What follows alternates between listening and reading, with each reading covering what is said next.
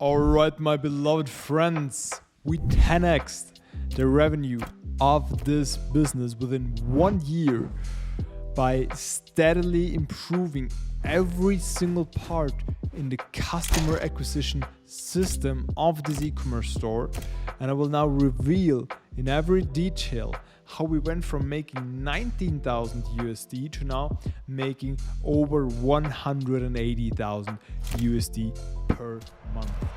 Quick story time. This is a client of mine that we've been working together for over 1 year now, and they came to us through a referral from another client, and it was pretty successful so far. And this is a very interesting case because you see a lot of videos on the internet from we went from zero to making now $100,000 a day within 3 days. I'm exaggerating, obviously, but you know what I mean. But this is a funny story because we had a very steady improvement in terms of the revenue of this business by putting in good and honest work over a long period of time. And you see that not so often on the internet. So that's why I think this is a very interesting story. So let's dive into it. We started working together, and first thing we did was testing. Sounds super boring, but this was the fundamental stone we needed to build this success that we now have 1 year ago. Why? Because we first needed to find out which angles worked. Angle, what is an angle? Angle is, hey, do you want to buy this beautiful necklace for yourself? That's angle number one. And angle number two could be, do you, Mr. Boyfriend, want to buy this beautiful necklace for your girlfriend? That's another angle, right? Those are two different angles for the same product. And you need to find out which ones work best. Angles, very important topics. And then which creatives for the angle work best, which copies work best, which landing page works best, and all of those things. So it took a lot of testing to find out what's actually working. And in the beginning, we didn't have better results than the client had prior to working with us in the first month because we spent a lot of money on testing. But that's good, and that's how it should be. You shouldn't aim for the quick buck. You shouldn't aim for the fast money. That's what I think. I think you should aim for knowledge, for learning about your target audience and understanding them better. And that will get you way more money in the long term. So the quick buck is always standing on short feet. I don't know if this term exists in English, but if not, I just invented it. So the quick buck won't get you very far. It's way more valuable to invest money, time, and energy into finding out more about your audience so you can make your marketing overall better and earn way more money in a way more profitable way over the long term. So that's what we did here. We started with a lot of testing, and then we find some angles that were working, and we started scaling the revenue. And that's what you see here in this graph, right? We started slowly but steadily scaling up the revenue.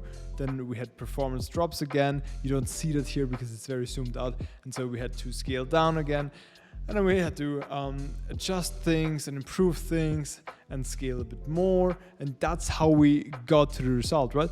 But that was the first part. So we did that for a longer period of time, and we just really kept analyzing along the way, okay, what's working now, and kept digging deeper into what was working and why it was working and what that taught us about the audience and how they thought about the product and about anything else. So we could implement this new knowledge into our marketing and make our target audience feel understood even better, to convert them into customers even better, and have a higher ROI that makes it easier for us to put more money in and scale without compromising on profitability. So that's what we did for a quite long period of time, for about 6 to 8 months. Just kept analyzing, kept reiterating, and then kept scaling and implementing the new knowledge in our marketing, of course, in our creatives, in our copies, and so on. And for example, if you then found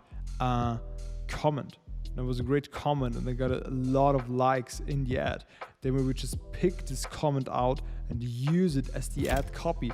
And this then went on to be our best performing ad copy, obviously, because it was written from a customer. So it spoke the customer's language perfectly. And I'm not talking about English, German, or French. I'm talking about the words your target audience uses. I'm a big advocate for really trying your best to speak your customer audience's language. So that's what we did. And our first return, as I said, wasn't money. Our first return was knowledge, more infos that we could use to earn more money later on. And we did that because often you put in work, that's what I experienced, and you put in money, you put in time, you put in energy, and you don't really see the financial results right away in profit, but you get a lot of other things. And I think many people oversee those things and don't pay attention to those things, like gathering new infos about the target audience and so on. And I know I'm talking about this topic a lot right here, but I'm talking about it because this was the main factor that got us to the place. So that's what we did. We just kept on scaling, learning, implementing the learnings. And then we wanted to take things further, and we wanted to take them further faster. So we started to implement our creative machine. The creative machine is basically a system to scientifically test different parts of creatives against each other to find the perfect creative to really get the maximum performance out of your ads. So I explain the creative machine in this video here, and I will not go into too much detail here. Just a quick overview. We have the whole video creative. That's a hook in the beginning that grabs the customer's attention. We have a body in the middle that goes over the USPs, over the product. And then we have offer sequence at the end. That's basically a call to action and states the offer. So that's very simple, but I explained this whole concept and how you then reassemble those different parts of the creatives with each other by empirical testing in another video. But for now, that's what we implemented, and that really boosted our results in this case and took everything way further, faster. That's the peak you see here in this graph, that's where we implemented the creative system. And even with this creative machine in place, we still had a lot of ups and downs. It still felt like a roller coaster, and that's what e-commerce is often like. And especially when you run e-commerce with Facebook ads or Google ads or TikTok ads or whatever, it often feels like a roller coaster. But you have to be able to weather those storms when you have lows and just keep putting it good and honest work, and don't get too emotional in those lows. Just stay rational and analyze what's going wrong at the moment, why is it going wrong. And I think what was key in this very specific case was in those lows, staying very rational and just making good analysis and improving the business based on this analysis. How do you do that? I always use the technique called 5-step analysis. I didn't invent this. This was invented by a guy probably way smarter than me. His name is Ray Dalio. And I can really recommend his book Principles, and that's where I learned about the concept of the 5-step analysis. It's pretty simple. You start with an analysis, but before you can analyze, you need step number 1. What's even the goal? What are we even trying to accomplish here? To always keep that in mind. That's very good. What's the goal? Then number 2, what is the problem that leads to us not reaching the goal at the moment? What's the fucking problem, right? Then number 3, what is the root cause of this problem? For example, okay, our goal is to make 100K a month. What's the problem? We're not making 100K a month. We're currently making 82K a month. So be very specific. Okay, number 3, what is the root cause of this problem? Okay, the ads are not performing well enough in terms of ROAS, so we can scale, we can spend more to reach that goal. Okay, that's not specific enough. Why are the ads not performing good enough? Is the creative not performing good enough? What's about the CTR, the cost per click, all of those numbers? And you really have to make a deep analysis to really find the root cause. So when you find those root causes, then always dig deeper and deeper and deeper until you finally find a root cause you can really implement a change on. So, and then After we really found the root causes, we went on to step number 4, and that is designing changes to get around the problems. But you can only do that if you did step 3 properly and really found the root causes. So that's what we did, designing changes. And then step 5 is very simple, but not always easy, and that is just executing step number 4, executing those changes. And this 5-step analysis, it sounds so simple, but doing this constantly throughout, for example, here, the period of 1 year makes such a big difference. So, and I have to be very honest here, we didn't start doing this right from the beginning. We just started doing this over the last 3-4 months or so to really take things further. And you see, that really was a time where we got way further. So this works. Doing this 5-step analysis and executing the changes works, and it makes a huge difference. Because at the end of the day, business is not about finding one winning product or whatever, because that's not a skill.